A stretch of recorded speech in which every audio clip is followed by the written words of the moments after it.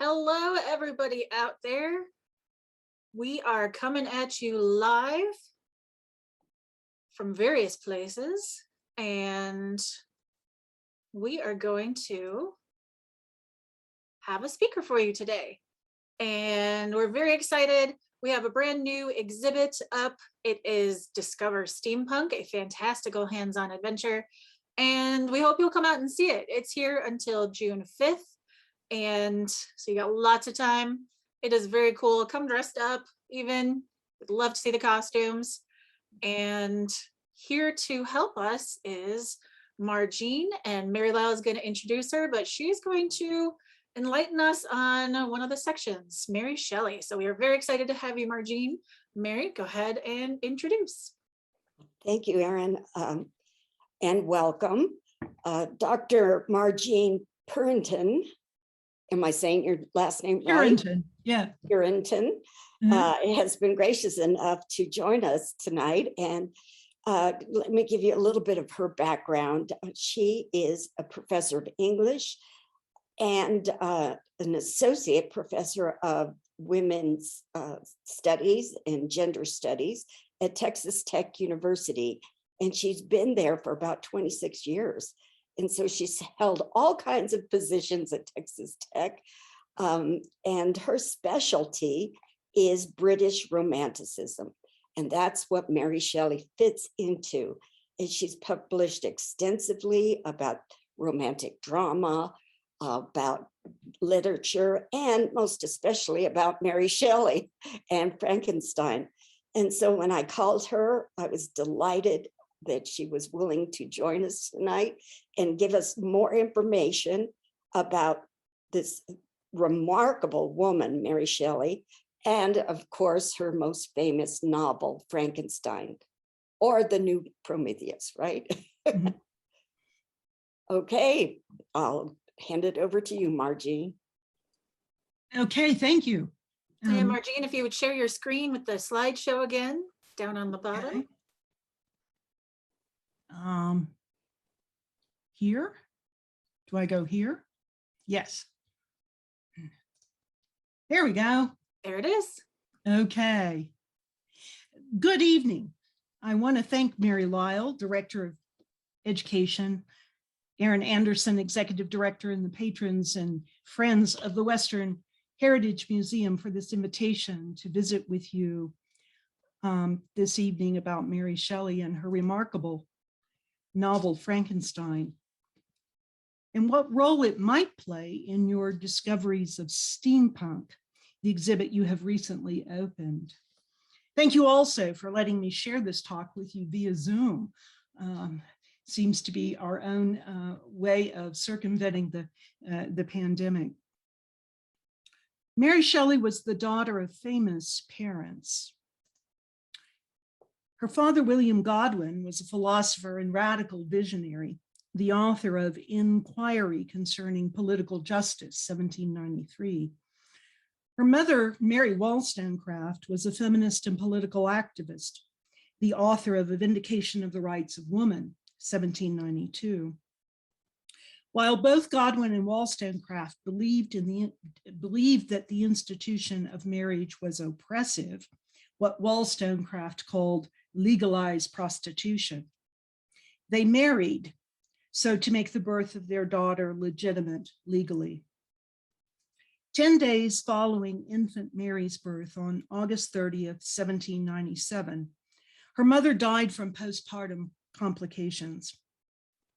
Mary thus came to know her infamous mother only through her writings. For the most part, Mary was educated at home. She was given the freedom to read from her father's extensive library. Godwin took her to public lectures, plays, art galleries, and enabled her to meet other distinguished writers of the day, including Samuel Taylor Coleridge, William Wordsworth, the critic William Hazlitt, the scientist Humphrey Davy, and the artist Henry Fuseli. In 1801, Godwin remarried. Mary Jane Claremont brought to the household her own daughter, Claire, and son, Charles. Wollstonecraft's illegitimate daughter, Fanny Imlay, was also a member of the household. And so Mary Wollstonecraft Godwin suddenly acquired 2 step-siblings and a half-sister. In 1814, at age 16, Mary met a radical Republican and atheist who greatly admired her father, Percy Bysshe Shelley. Percy Shelley was 22 and married to Harriet Westbrook. They had 1 child and another on the way when Mary and Percy eloped to the continent. Claire Claremont accompanied them. In early 1815, Mary gave premature birth to a girl who died. In early 1816, Mary gave birth to a son she named William. Also that year, Claire Claremont became pregnant with George Gordon, Lord Byron's child. During the summer of 1816, the year without a summer, Percy Shelley, Mary Godwin Shelley, to be Shelley, and Claire Claremont traveled to Geneva and lived near Lord Byron and his personal physician and friend, John William Polidori. Because the eruption of Indonesia's Mount Tambora in 1815 had released so much volcanic ash into the atmosphere, a sulfuric veil formed above much of the northern hemisphere, obscuring the sun, causing abnormally low temperatures and generating rain and snow showers. The walking tours around Lake Geneva planned by the riders were replaced with reading and storytelling at Byron's Villa Ati. Inspired by their reading German ghost stories, Phantasmagoria, Lord Byron challenged them to a ghost story writing contest. This contest gave birth to the 2 most important monster myths in Western culture, Frankenstein and Dracula. Now, before I move to the novel, let me highlight a few more salient biographical episodes in Mary Shelley's life that helps us to understand her work. During the fall of 1816, Fanny Imlay and Harriet Westbrook both committed suicide. Fanny overdosed on laudanum, and Harriet drowned herself. Percy Shelley reluctantly married Mary in the hopes he could win custody of his children by Harriet. He did not. Mary Shelley became pregnant while she was writing Frankenstein, and in 1817, she gave birth to a daughter, Clara. During the same year, Claire Claremont gave birth to a daughter, Allegra. On January 1st, 1818, Frankenstein, or the Modern Prometheus, was published anonymously. Also in 1818, the Shelleys, Claire Claremont and Allegra, moved to Italy. 1-year-old Clara Shelley died during the fall of 1818. 3-year-old William died of malaria during the summer of 1819. And that fall, Mary gave birth to another son she named Percy Florence. In 1821, 25-year-old John Polidori committed suicide. In the spring of 1822, 5-year-old Allegra died from typhus, and Mary miscarried, save from bleeding to death when Percy placed her in a vat of icy water. From 1816 to 1822, then, both Mary and Percy Shelley experienced bouts of illness and poor health. Mary's caused by difficulties with pregnancy and postpartum depression, and Percy's characterized with periods of intense pain, perhaps from hepatitis. Then, July 8th, 1822, Percy Shelley died from a boating accident in the Gulf of Spezia. My point here is that Mary Shelley was surrounded by death, and her experiential knowledge of life and death, as well as the period's new science, inform what she writes in Frankenstein. With his death, Percy Shelley's allowance stopped.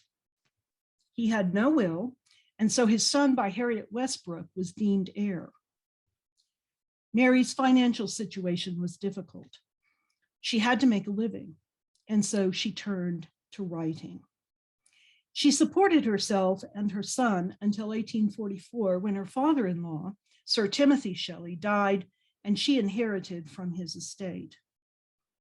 Mary died in 1851 from a brain tumor at the age of 53. She wrote 6 novels, 25 short stories, 2 mythological dramas, literary criticism, biography, and travel literature. She left her personal journals.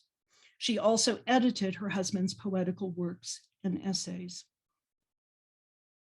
Despite this prolific output, Mary Shelley is known primarily for the novel she began writing when she was 18 years old, Frankenstein. The novel is structured around a series of narratives captured in 4 letters Robert Walton sends to his sister, Margaret Saville. Walton is exploring the uncharted Arctic seas of the North Pole when his ship comes upon a stranger stranded on the ice. After rescuing the man, Walton learns that he speaks English with a foreign accent and is obsessed with telling strange incidents that led him to the icy waters. Thus begins Victor Frankenstein's story, which takes him a week to recount to Walton. Born in Geneva, Frankenstein comes from a distinguished family. He has 2 younger brothers, Ernest and William, and his family takes in Elizabeth Lavenza, his cousin, when her mother dies. Frankenstein loves reading natural philosophy, the works of 16th century German occultist Cornelius Agrippa, 16th century Swiss mystic and medical scientist Paracelsus, and 13th century German monk Albertus Magnus. He also reads the Roman naturalist Pliny the Elder and 18th century proto-evolutionist Comte de Buffon. He is obsessed with the search for the philosopher's stone and the elixir of life. He envisions raising ghosts and devils. He is astonished by the distillation and effects of steam, fascinated by Erasmus Darwin's speculations about steam power.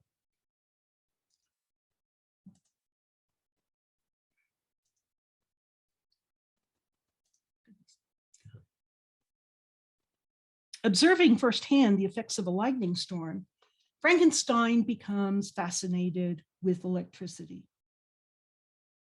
We know from her citations in a reading journal that during the summer of 1816, Mary Shelley was, like Victor Frankenstein, reading about experiments with electricity conducted by Erasmus Darwin, Luigi Galvani, and Giovanni Aldini. In her journal, she discusses the electrical experiments performed by Erasmus Darwin with vermicelli, by which he meant little worms.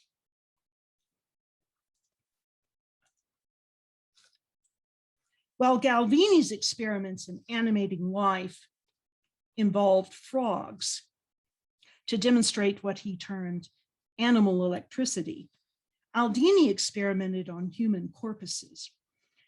In 1802, Aldini reanimated an ox head in a public spectacle, and in 1803, he applied electric shocks to an executed convict.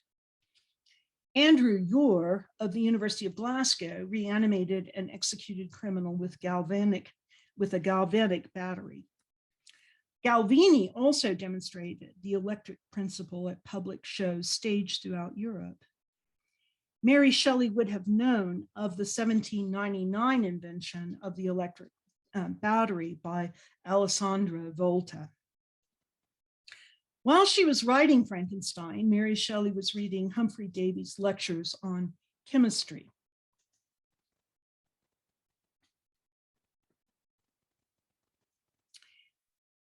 Davy was fascinated with the connections between lightning and electricity made by the American Benjamin Franklin. And with electrochemistry, he isolated 9 newly discovered elements. According to Mary Shelley's journal, she attended a lecture given by André Jacques Guerrien on electricity and gases in December 1814. She may also have attended live laboratory lectures on electricity and the vital principle given by Humphrey Davy and Andrew Cross. As a student at Oxford, Percy Shelley experimented with an electrical machine and a galvanic trough that enabled him to conduct electrical experiments. Mary Shelley grew up in a household interested in science, and she pursued scientific conversations about electricity with her husband. Both Mary Shelley and Percy, as well as William Godwin, followed the vitalism debates by John Abernathy and William Lawrence, beginning in 1814, the time when Lawrence actually became the Shelley's doctor. For Lawrence, life was the result of organization, its bodily state of life or death determined by its ability to resist physical forces. But Abernathy argued that the vital principle was conducted by electricity, the spark of life. Mary Shelley was also drawn to the ghost stories of phantasmagoria, the theatrical art of making ghosts and other phenomena appear through optical illusions. She records that in 1816, she and Percy attended a stage spectacle in London that featured visions of disembodied heads, skeletons, spectral figures. The Shelleys discussed the principle of life. They were interested in suspended states of animation. They followed the debates at the Royal College of Surgeons about alternate states of being, sleep and sleepwalking, fainting, comas, mesmeric trances, drug-induced hypnotic nightmares, fever-induced visions, unconsciousness, and vampirism. They knew about the resuscitation techniques promoted by the Royal Humane Society, organized in 1787, to teach the public methods of reviving people who had experienced life-threatening accidents or suicide attempts. Mary and Percy were also well-read in Gothic literature, drawn to its specters and human aberrations. Mary intertextually embeds Samuel Taylor Coleridge's The Rime of the Ancient Mariner in her novel, referencing the poem's characters' death and life and death at 3 key points. Now, Frankenstein is not the first piece of literature to feature reanimation. And Mary Shelley may have been familiar with its predecessors. The Golem was an animated anthropomorphic being created from inanimate matter, clay or mud, and popular in Jewish folklore. There are several versions of the creature. Generally, golems are not particularly intelligent, but manageable and obedient. In one account, however, the golem is enormous in size and uncooperative. In another version, the rabbi responsible for its animation is forced to deactivate the golem, which crumbles upon its creator and crushes him. Another iteration features a Talmudic rabbi who creates a golem warrior to protect his people. But for selfish reasons, his assistant takes control of the golem. The monster breaks free and runs rampant throughout the town, a version that resonates in Frankenstein's creature. Johann Wolfgang von Goethe's 14-stanza ballad, The Sorcerer's Apprentice, 1797, is a good example of how the golem tale was integrated into German literature, and it is likely Mary Shelley knew this poem. In Goethe's ballad, a sorcerer's apprentice magically animates a broom to carry pails of water for him. But the apprentice is not fully trained in magic. He does not know how to stop the broom from performing the task. When the apprentice splits the broom in two with an axe, the pieces reunite and resume the task, but at twice the speed. Soon the room begins to flood. The apprentice is saved when the sorcerer returns and breaks the spell. The sorcerer admonishes his apprentice that only a master should invoke powerful spirits, a theme that dominates Mary Shelley's Frankenstein. Following the death of her first child, Mary Shelley read Ovid's Metamorphoses in Latin, and therefore she knew the Greek myth Pygmalion and Galatea. The sculpturer Pygmalion falls in love with a female ivory statue he has created. He desires a female companion as perfect as his art. The goddess of love, Aphrodite, brings the statue to life. Pygmalion and Galatea marry and have a child. The Greek myth was the subject of two popular operas in the 18th century, which the theater-going Mary Shelley might have seen.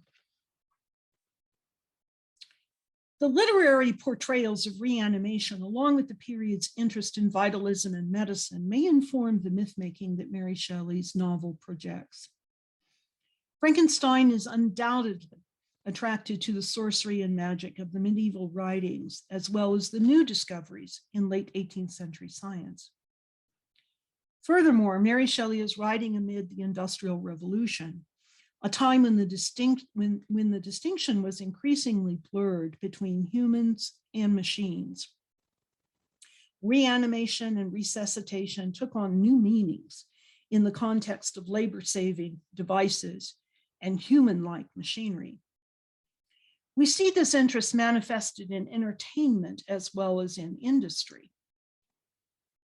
Late 18th century automata were extraordinarily popular in Europe. These artificial humans were commonplace in shows, theater, and marketplaces. During the winter of 1783, the celebrated automaton created by Wolfgang von Kempelen, the Turkish player, performed in London. An automaton known as the speaking figure, a doll supposedly capable of answering questions posed by the audience, was a popular stage attraction. A mechanical duck was shown to eat and defecate to the audience's delight. Physicians appropriated hydraulic mechanisms used in some automata to demonstrate physiological functions in their anatomy lectures. An automaton playing the German flute, for example, was presented to the Royal Academy of Sciences to demonstrate the physiology of blowing air into the instrument.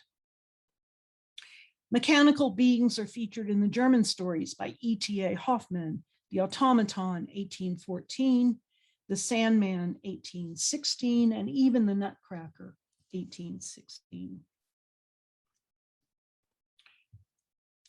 For the novels, Victor Frankenstein, these various forms of defying death, of reanimating life, of defeating disease would have been alluring.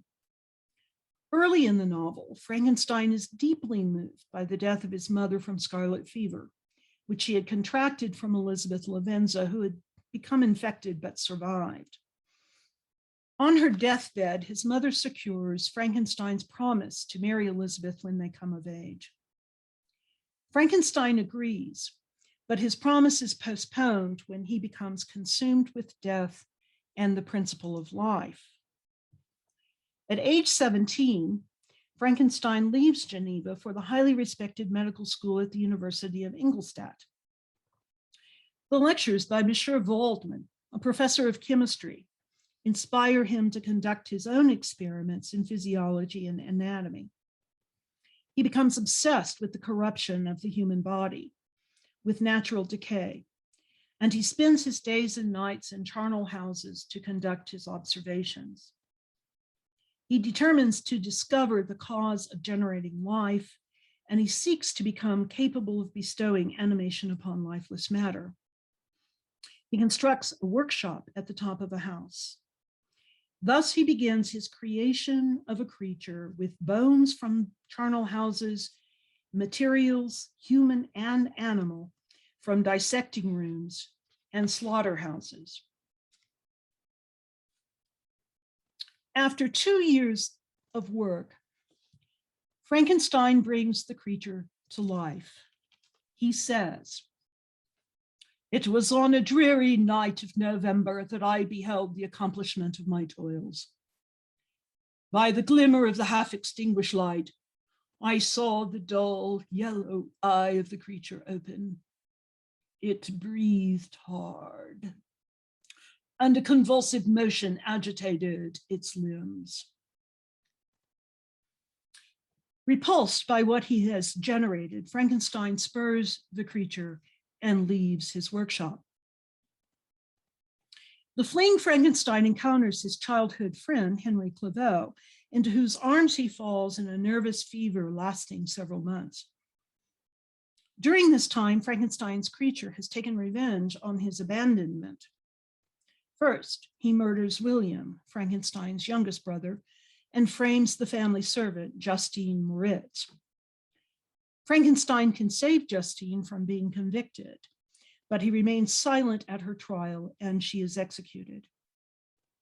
Frankenstein rationalizes that if he tells anyone the monster is responsible, he would be seen as mad, and his creature, the strange nature of the animal, would elude all pursuit. Frankenstein escapes his responsibility and remorse by traveling to Mont Blanc, and there he encounters his creature, who now implores Frankenstein to hear his strange tale of his lonely, miserable, and wretched existence. From the exiled de Lacy family, the creature has learned how to find food, how to build a fire, how to acquire shelter. He learns their language in 2 months by listening to Felix read aloud to Agatha, his sister, to Safi, his fiancée, and to his father, who is blind. He learns to read Comte de Volney's Ruins, or Meditations on the Revolutions of Empire, 1792, from which he learns history, government, religion. A volume of Plutarch's Lives, which offers an analysis of Greek and Roman character. Johann Wolfgang von Goethe's novel, The Sorrows of Werther, about a young man's suicide over unreciprocated love. John Milton's Paradise Lost, the story of creation and sin. And Frankenstein's journal of his accursed origin. From these readings, the creature discovers what an outcast he is, and he asks Frankenstein, "What was I?"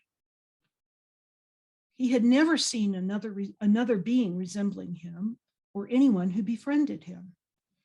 He was strangely similar, and yet also strangely unlike the beings about whom he read. And he asked Frankenstein, "Why did you form a monster so hideous that even you turned from me in disgust?" The de Lacys also run away in disgust from the creature when he tries to introduce himself to the cottagers. Felix beats him violently with a stick, and from that moment, the creature explains,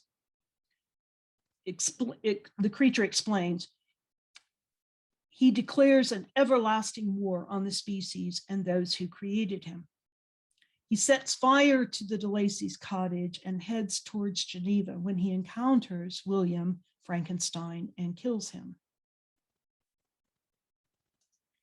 The creature orders Frankenstein to make a companion of the same species. "You must create a female for me with whom I can live in the interchange of those sympathies necessary for my being."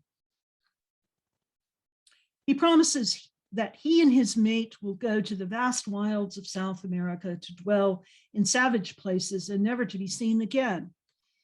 He implores Frankenstein, "I am malicious because I am miserable. If I cannot inspire love, I will cause fear." Frankenstein agrees. He travels to Strasbourg, where he is joined by Henry Clavell, and they begin a tour of study that lasts 2 years.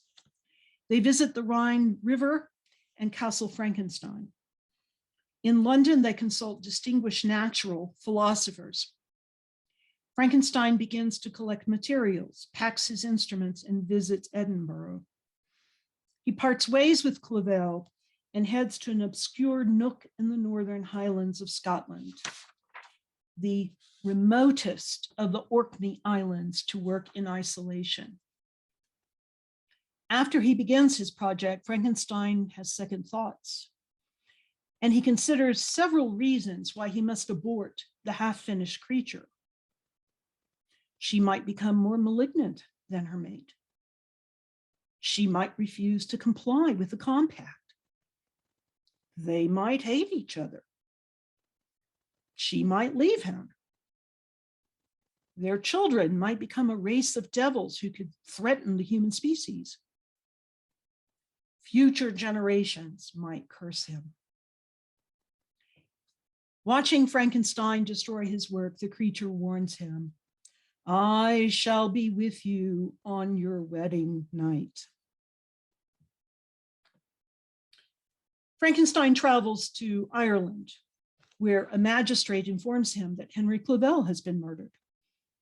Again, Frankenstein falls into a 2-month fever, only to awaken in a prison. When Frankenstein proves he was in Scotland at the time of Clavell's murder, he is released. Frankenstein returns to Geneva.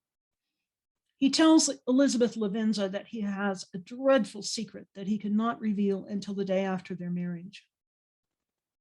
On a dark and stormy night, days before the marriage ceremony, Frankenstein finds his fiancée strangled, and as he describes her, lifeless and inanimate, thrown across the bed, her head hanging down, and her pale and distorted features half covered by hair. Frankenstein's description of the strangled Elizabeth Lavenza resembles the image of the famous painting, The Nightmare, by Henry Fuseli. The artist Mary Shelley would have met at her father's house when she was a young girl. A few days later, Frankenstein's father experiences an epileptic fit and dies. Fueled by revenge, Frankenstein devotes himself to his creature's destruction.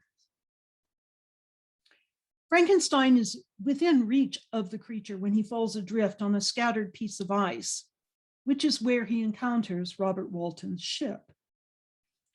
Frankenstein warns Walton that if the creature comes to him, not to let him live. He is eloquent and persuasive, and once his words had even given power of my heart, but trust him not. Frankenstein also implores Walton to learn from the miseries that resulted from his ambition to achieve greatness and to complete his unfinished work by destroying the creature. Frankenstein dies. Walton's ship is surrounded by mountains of ice, and his crew threatens mutiny if he continues northward. Walton finds the creature draped over Frankenstein's body, whose murder consummates his crimes. The creature promises he will no longer be the instrument of misery. He will quit Walton's vessel on an ice raft and consume himself on a funeral pyre. The creature bids Walton farewell, and Walton reports that he springs from the cabin window onto the ice raft, and he was soon borne away by the waves and lost in darkness and distance. It is both the textual hybridity and the unresolved nature of the novel's conclusion that have opened onto applications of the story, appropriations of its malleable representations, tropes, and mythology, and our own cultural imaginary. As we have seen, Frankenstein was published anonymously in 1818. It was dedicated to William Godwin. The publishers printed only 500 copies of the 3-volume novel and took 2/3 of its net profits. The first edition stimulated much speculation about its author, with most critics agreeing that it was Percy Shelley who'd written this tale of modern Prometheus. Percy did, in fact, engage in authorial collaboration with Mary, adding 4,000 to 5,000 words to her novel. Early reviews were harshly negative, with numerous critics citing plot improbabilities, political radicalism, and moral disgust as reasons for the story's deficiencies. This edition of the novel was reissued by William Godwin in 1822 with Mary Shelley as author. And by 1822, the names of the creator and the creature had become confused in the public imaginary, something that continues to haunt contemporary popular culture. Frankenstein might well have fallen out of circulation at this time, were it not for the highly popular and successful stage adaptations of the novel. Theatrical entrepreneurs exploited the pseudoscientific and supernatural aspects of Frankenstein that had infuriated literary critics. After 1822, there were at least 15 stage adaptations of the novel on British and French stages. Because these adaptations relied on dumb show and songs, they compromised the complexities of the original story, emphasizing instead a terrifying and aberrant monster created by a scientist unchecked by professional, ethical, or moral standards.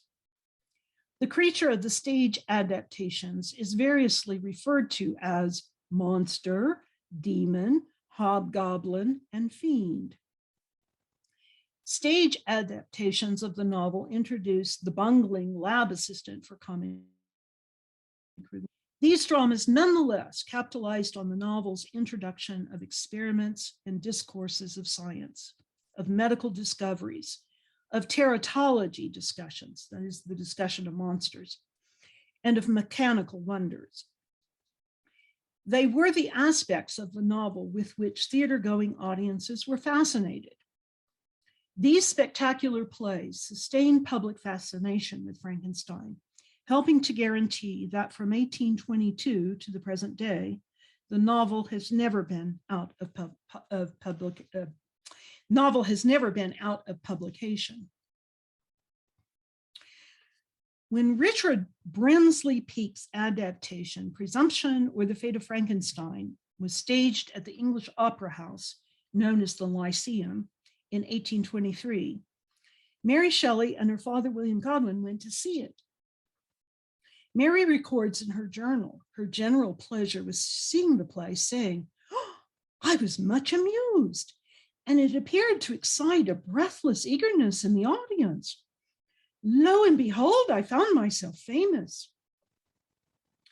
To be sure, the play was famous, running 37 nights for audiences of 1,500. Up to 55,000 persons could come to know Shelley's story simply by attending the theater. Peake's parody, another piece of Presumption, was performed in 1823 at both the Adolphi Theater and the Surrey Theater.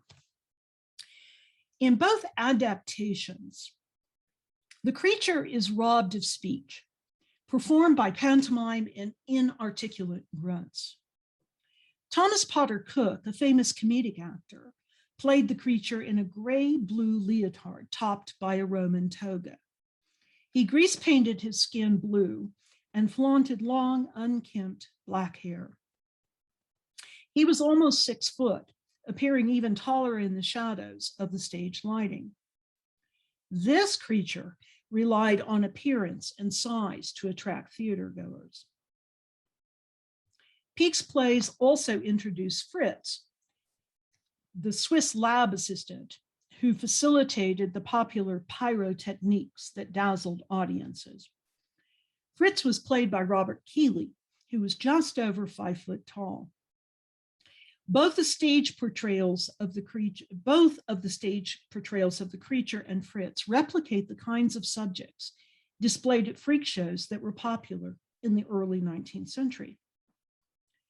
Consequently, proper gentlemen, women, and children were discouraged from seeing theatrical adaptations of the novel, which were panned as immoral. The Society for the Suppression of Vice and Immorality warned theatergoers against attending these impious plays that present horrid and unnatural details. Of course, such admissions only increased attendance.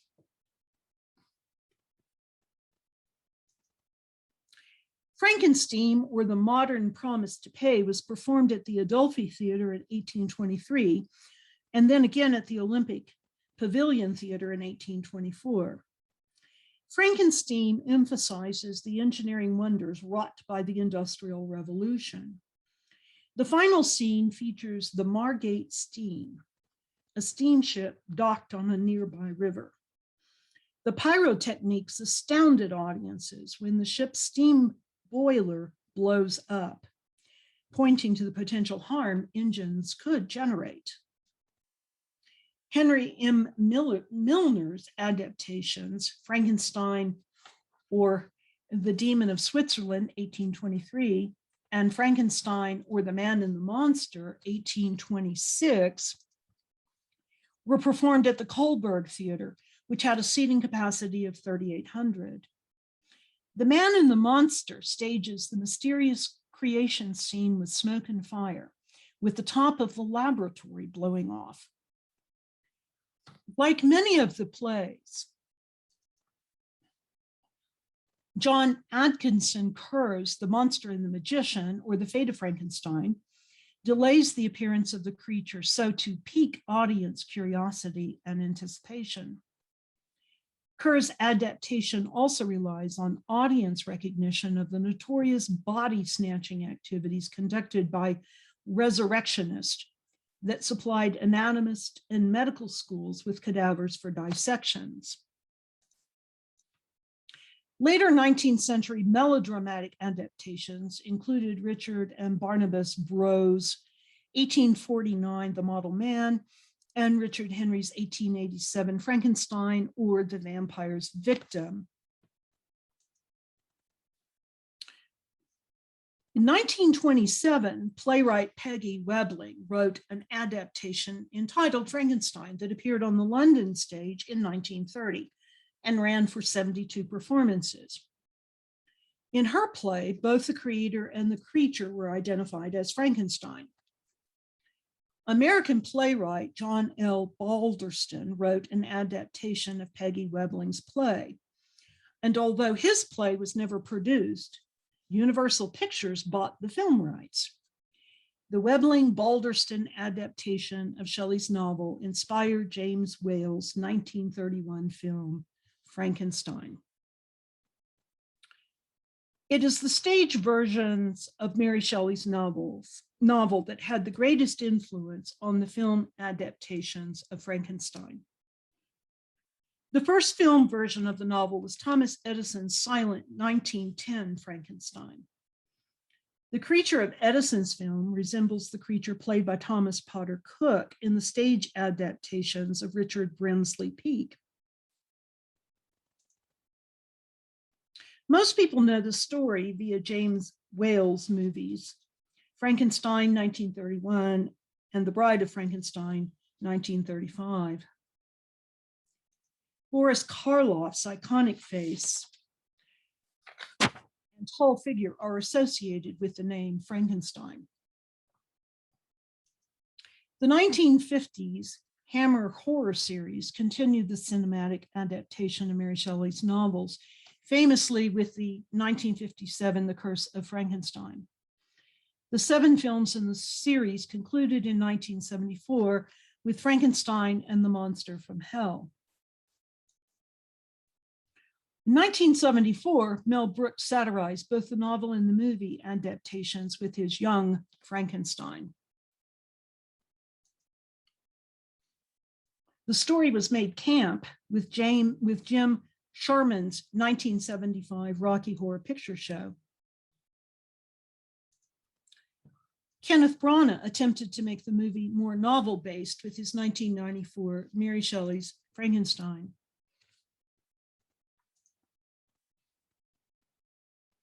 Branagh's movie resurrected an intelligent and eloquent creature played by Robert De Niro. Adaptations of the novel flourish in TV shows. Think, for example, The Munsters and The Addams Family.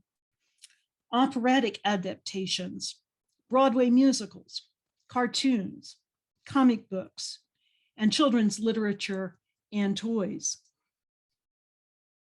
Frankenstein has become a figure of popular culture, from Halloween masks and costumes to candy and cereal brands and even restaurant chains. Frankenstein is an image that can be reconstructed to suit both entertaining and serious purposes. Like other monsters, the creature is most useful at times when there appear to be gaps or tears in the political and social fabric of our culture. A handy governing myth of contemporary biology, the representation has been applied to debates over organ and embryo transplants, stem cell research, in vitro fertilization, organ transplants, and species cloning. The representation has been applied to new bacteria and viruses, as well as biological weaponry. The representation has been applied to artificial life, artificial intelligence, prosthetics, cyborgs, and robotics. The creature as a post-human being transforms our notions of what it means to be human. This Frankenscience shapes our narratives about explorations and experimentations in the sciences and medicine, and our failures at serious consideration of the ethical consequences of these activities. Frankenstein also frames debates over ethics and morality, a warning that has been applied to various political situations, from Irish nationalism in 19th century England and slavery in 19th century United States, to Hitler's aggression in Europe and the use of atomic power for wartime in the 20th century, to climate change and environmental catastrophes in the 21st century. In 2016, the Washington Post reported how the late US Senator Harry Reid posited that Donald Trump is the GOP's Frankenstein monster. The creator and the creature are enduring emblems of the monsters we create and inflict on humanity and our world. Numerous social contexts are inflected with Frankenstein allusions. The name Frankenstein has been applied to income disparities linked to late capitalism, to technology as a manufactured monstrosity, to the misinformation proffered by social media, and to genetically altered food production. Although the creature of Shelley's novels sought companionship and acceptance, the figure has often stood for the other, the abject stranger that generates fear and suspicion, the outcast, the rejected, the inhuman. Like the novel itself, these applications of Victor Frankenstein's hubris in generating a creature, in animating the dead, raise ethical questions about the use and abuse of our knowledge, about the role of both nature and nurture in personality development, about the responsibility of parents to their offspring, and about the social accountability for our standards of acceptance and normalcy. So how does Frankenstein fit in our discovery of steampunk? Steampunk is a hybrid subgenre of science fiction that incorporates technology and aesthetics inspired by 19th century steam-powered machinery. Technically then, as a novel published in 1818, Frankenstein does not meet the historical parameters of steampunk. Clearly, Mary Shelley was interested in the steam engines and experiments of her day. Victor Frankenstein was similarly fascinated by the energy of steam. as we have seen at least one of the stage adaptations of the novel referred to steam in its title, Frankenstein, which in the context of the play refers to steamboats and mid-19th century efforts to harness steam as the fuel for transportation engines. But Victor Frankenstein's experiments were more organic than mechanical. The novel's subtitle, The Modern Prometheus, points to its reworking the technology of fire, a source of energy once available only to the Titan gods and shared with humankind by the disobedient Prometheus, whose name has come to be associated with knowledge. For Prometheus and for Frankenstein's creature, fire is the vital spark that animates humans. And for Victor Frankenstein, fire or lightning is transformed into electricity as the energy vitalizing humanity. But as a precursor or harbinger to steampunk proper, Frankenstein more accurately influences later instances science fiction works in the 19th and 20th centuries. Interestingly, Mary Shelley's 1826 novel, The Last Man, is set near the end of the 21st century following a plague that has eradicated humankind, save one, the last man, Lionel Verney. This is a novel amazingly relevant in the context of today's COVID pandemic. The 21st century setting of the novel, with its attention to steam-propelled machinery and spring-driven gadgets, could also be seen as an early example of steampunk. When we reference science fiction or steampunk, it is hard not to think about Mary Shelley's Frankenstein, as her novel and its many adaptations have been so thoroughly integrated into our cultural consciousness. When we read 19th and 20th century steampunk novels, we surely sense echoes of Frankenstein.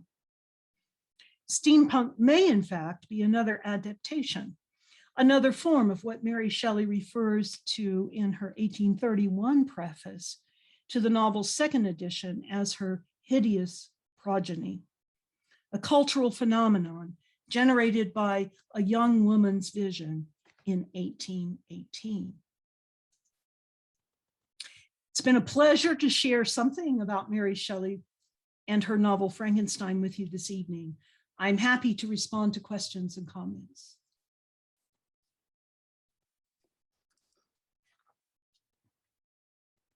So first, I want to say how much I hate that I know it's Frankenstein's creature monster, but when you first started talking about Frankenstein, I pictured the monster. You know, it's just ingrained in our heads that the monster is Frankenstein. I know better. I do. But it's just really interesting that popular culture has made it inescapable. Right. But I mean, what do you call it? You know, you don't want to just say the monster, I guess. He needs a name. I don't know. But well, Shelley's novel calls it the creature. Now, it's often associated with adjectives that call it monstrous or adverbally, monstrously. And his behavior is seen as monstrous, but she calls it the creature. Yeah. I liked at the end when you were saying steampunk, you know, Mary Shelley's a little bit before technically steampunk, but what I'm learning from this exhibit is that it really is their view of the future. And how I'm explaining it is, you know, they couldn't picture a computer chip. So cell phones were out of the question, but what they could do was take their rotary phones at the time, add some more gears and steam, and, you know, that was their view of the future. And it's amazing that the steampunk culture now is kind of taking those modern things, even like say a gun or something, adding gears to it and making it, again, a futuristic reference from the Victorian times. And I think Frankenstein definitely goes along with that, with the electricity, you know, something new and scary. What can it do? And it's just really interesting how that view of the future, much of it's coming true. You know, using electricity to reanimate something, and yeah, we have defibrillators, and you know, appalling as it was back then, it was breakthroughs in science and needed to get done, and but scary still. So Frankenstein is very relevant still. And Mary Shelley was extraordinarily forward-thinking. She saw the potential for science as well in this novel, in Frankenstein, and in other novels like The Last Man as well. She foresaw the applications of science, but she also foresaw the consequences, the potential consequences that, you know, if humankind doesn't pay attention to what it's doing, could be destructive as well as constructive. Right, and I think that's amazing. That's actually Our Lady Prometheus, which I had on a slide before we started. You know, she is typing as she's animated and such, and it's telling us her goal is to teach us about the consequences. You know, let's be scientific and go through these experiments, but there can't be consequences. So that's really cool that Mary Shelley was that forward thinking to think about it ahead of time.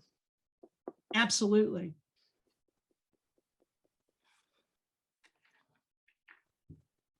But I don't think we have any questions from anybody else. I love it. I think it's fascinating.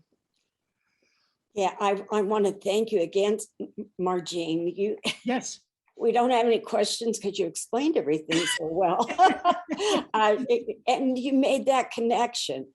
And when you and I had talked before, you said, gee, I'm going to have to think about that. I've never thought of this context or this association of you know, putting Mary Shelley in with the rest of this steampunk stuff. But, you know, it still is puzzling to me how and why she thought of this. I know she said that it was a sort of a waking dream that she had. And then I always sort of worry, or not worry, think about the idea that she is Dr. Frankenstein in her mind. I mean, who is it? Then I said, no, it's her father, because he's not, you know, didn't pay enough attention to her, or, you know, there's so many interpretations, so many things that you can think about in this novel. A lot of the stuff that they usually leave out, in my opinion, those ancillary characters like the Sea Captain Walton, yeah, I think he needed to be left out. I don't know. I think she should have left him out. Well, what was the point of that sea captain? I never did get it. Well, that's a really interesting comment, because the frame narrative with Robert Walton writing to his sister Margaret Seville and the whole Arctic exploration was not in her original work in 1816. As she was reworking the novel in 1817, she actually added that frame. Now, we know that in 1817, she was also reading, and we know what she read because she kept a reading journal, which is very handy for us. But she was also reading reports of Arctic explorations taken by the British Admiralty during this time. And she was fascinated by the accounts that were coming. So one of the things I've tried to suggest in this talk is that, you know, the causal relationship for how she constructed this idea, this vision, was probably an accumulation of a number of influences: the weather, the stories they were reading, the ghost stories, her interest in readings and science, conversations she'd had since a child about science and then continued with her husband, the lectures that she had attended, the theater and the literature that she knew during this time. And lo and behold, 1817, she's reading all of this new information coming in about Arctic explorations. And the British are really keen on setting their flag on the North Pole. then we have this new layer added to the novel in 1817 before it's published, a year before it's published. So there's a tremendous correlation between what she is studying and what she's learning and what she then incorporates in her story. Okay. Thank you. That's a little bit of a good explanation, because I still, it really bothered me having him there. It didn't seem to me like he was needed, but anyway, that just one of the great questions I often ask my students is, do you think that the creature commits suicide at the end of the novel? He tells Walton he's going to. But the last line of the novel is that he jumps from the ship onto the ice raft, and he's borne away into the darkness and the distance. And that's where the novel ends. And of course, the fact that it's not conclusive has opened the door to all of these adaptations, since 1818. But it poses an interesting ethical question to the students, right? Does he commit suicide, or is he out there still haunting us in new forms? Yeah, I think it's that one, because I don't think he does. I think it's the monster that will haunt us forever, Could be. Did she ever think about writing a sequel? No, that's very interesting, because all of her novels are very different. Right. None of them, if you read the corpus, say, of Jane Austen, it's the same theme it's variations on the same theme, right? But not Mary Shelley. You get a whole new set of which is amazing, because it shows how much she was integrating what she was learning and what she was reading and what she was thinking about at the time. And the breadth of her knowledge is phenomenal, that she's able to incorporate in her novels. What was her father's reaction initially to the novel, the initial? Well, this one, Godwin was okay with this one. It was dedicated to him, and he helped reissue the 1818 version in 1822. Right. And of course, she was taken to the cleaners by the publishers.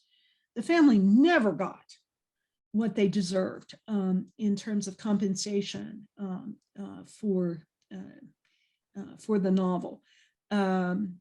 And so that's why when Percy died in 1822, she had to keep writing.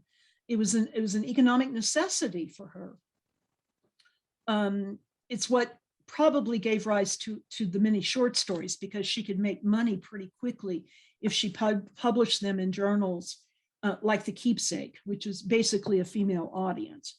And so she wrote for that audience, but she could make money more quickly that way. But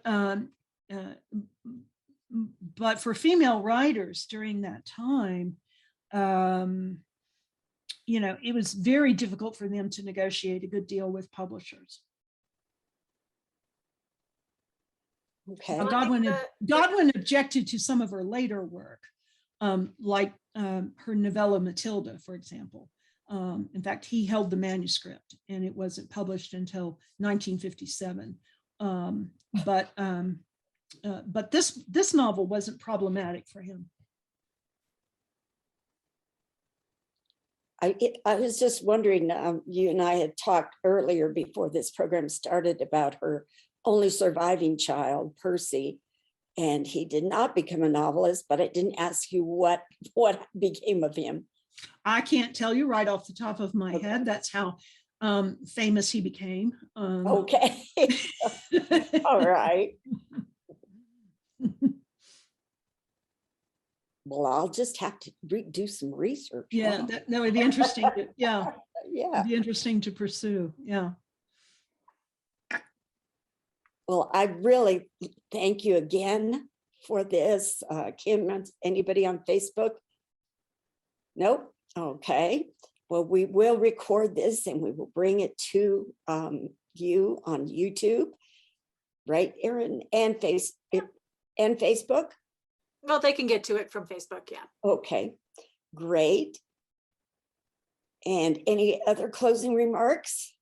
Well, I appreciate the opportunity to share this with you. It's always exciting when we can take some of the things that we do in the academy to a larger public, you know, and hopefully engage public interest in the novel, but also in the fine exhibit that you're hosting, which, you know, looks fascinating from Erin's homepage. So I hope that, you know, can generate some foot traffic your way as well.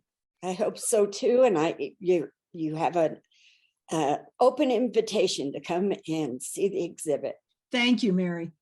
Yes, Marjean, thank you so much. It was awesome to kind of recap. You know, again, I told you beforehand, I haven't read this since high school, but I still remember many of those facts and many of that. So it was a nice recap and just going back and looking at it. And it's really important, I think, that we talk about Mary Shelley, because especially in the exhibit, she's the only female author, inventor talked about in there. Yeah. So I think it's really important to bring her up and why she's so important. But, well, I appreciate getting a chance to talk about her, because as you can see, I am very interested in not only her life, but in her work, and try to make it accessible to both students and the general public whenever I get the chance. Yeah. Well, thank you so much. Good night, and thank you, and best wishes for lots of interesting folks coming your way on a fine exhibit. Thank you so much. Thank you.